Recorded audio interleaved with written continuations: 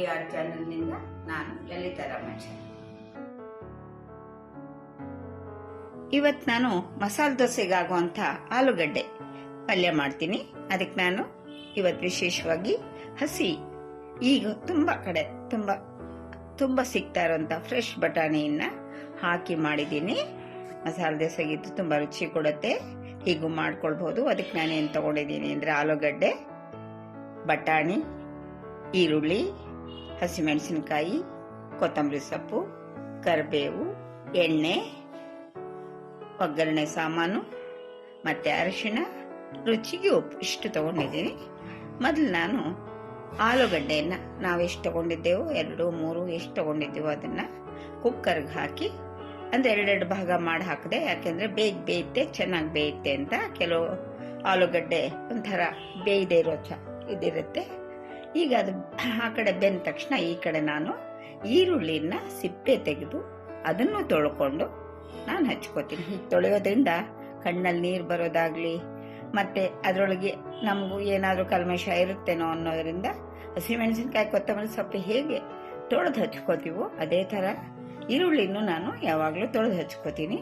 ಹಸಿಮೆಣಸಿನ್ಕಾಯಿ ಹಚ್ಚಿಟ್ಕೊಂಡೆ ಸಣ್ಣದಾಗಿ, ಕೊತ್ತಂಬರಿ ಸೊಪ್ಪು ಮತ್ತು ತೊಳೆದಂಥ ಕರಿಬೇವು, ಅದನ್ನು 3 ಇಷ್ಟು ರೆಡಿ ಮಾಡಿಕೊಂಡ್ರೆ ಪಲ್ಯ ಬೇಗ ಹೋಗುತ್ತೆ.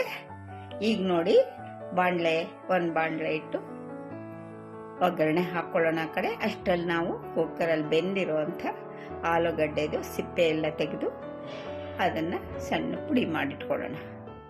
ನೈಸಾಗಿ ಪುಡಿ ಮಾಡ್ಕೊಂಬಿಡೋಣ. ಒಂದು ಸ್ವಲ್ಪ ಗಡ್ಡೆ ಒಬ್ಬೊಬ್ಬರಿಗಿರುತ್ತೆ, ಇಲ್ಲಾಂದರೆ ಪುಡಿ ಚೆನ್ನಾಗಿ ಮಾಡಿಟ್ಕೊಂಡ್ರೆ ನಮ್ಮ ಪಲ್ಯ ತುಂಬ ಚೆನ್ನಾಗಿ ಬರುತ್ತೆ.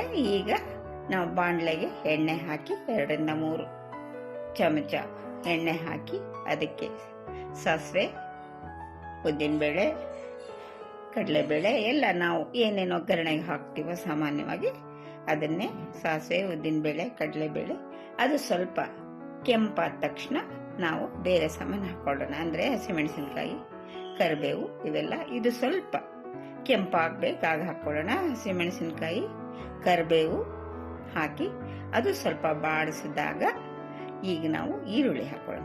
ಹೆಚ್ಚಿಟ್ಕೊಂಡಿದ್ದೀವಲ್ಲ ನಾವು ಸಣ್ಣದಾಗಿ, ಆ ಈರುಳ್ಳಿ ಅದಕ್ಕೆ ಹಾಕ್ಕೊಳ್ಳೋಣ. ನಾನು 3 ಆಲೂಗಡ್ಡೆ, 3 ಈರುಳ್ಳಿ ತೊಗೊಂಡಿದ್ದೀನಿ.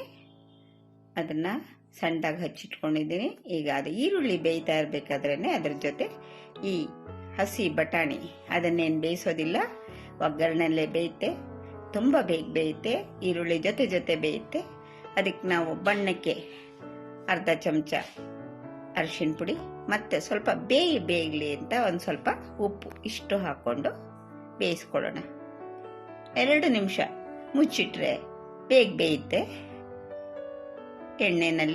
ಎಣ್ಣೆ ಬಿಟ್ಕೊಳ್ಳುತ್ತೆ ಚೆನ್ನಾಗಿ. ಸ್ವಲ್ಪ ಹೊತ್ತು ಮುಚ್ಚಿಡೋಣ. ಆಮೇಲೆ ಅದಕ್ಕೆ ನಾವು ಸಣ್ಣದಾಗಿ ಹಚ್ಚಿಟ್ಕೊಂಡ್ರೆ ಕೊತ್ತಂಬರಿ ಸೊಪ್ಪು ಬೆರೆಸಿ ಈಗ ಪುಡಿ ಮಾಡಿಟ್ಕೊಂಡಿದ್ದೀವಲ್ಲ ಆಲೂಗಡ್ಡೆ ಅದನ್ನು ಇದಕ್ಕೆ ಈ ಬಾಣಲೆಲ್ಲ ಹಾಕಿ ಪೂರ್ತಿ ಬೆರೆಸೋಣ.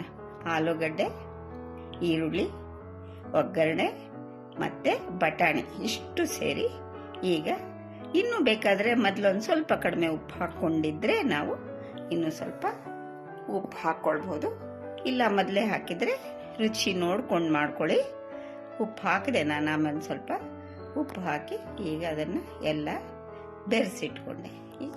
ಮಾಮೂಲು ನಾವು ಹೇಗೆ ದೋಸೆ ಮಾಡ್ತೀವಿ, ದೋಸೆ ಹಿಟ್ಟು ಹೆಂಚು ಮೇಲೆ ಹಾಕಿ, ತವಾದ ಮೇಲೆ ಹಾಕಿ, ಅದಕ್ಕೆ ಎಣ್ಣೆ, ತುಪ್ಪ ನೀವೇನು ಹಾಕ್ತಿರೋದು ಹಾಕಿ ಮಧ್ಯೆ ಪಲ್ಯ ಇಟ್ಬಿಟ್ಟು ಮಾಡಿಸಿದ್ರೆ ನಿಮಗೆ ಮಸಾಲೆ ದೋಸೆ ರೆಡಿ ಆಗುತ್ತೆ.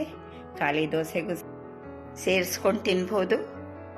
ನೀವು ಇದನ್ನೆಲ್ಲ ಮಾಡ್ಕೊಳ್ಳಿ. ನಿಮಗೆಲ್ಲ ನನ್ನ ನಮಸ್ಕಾರ.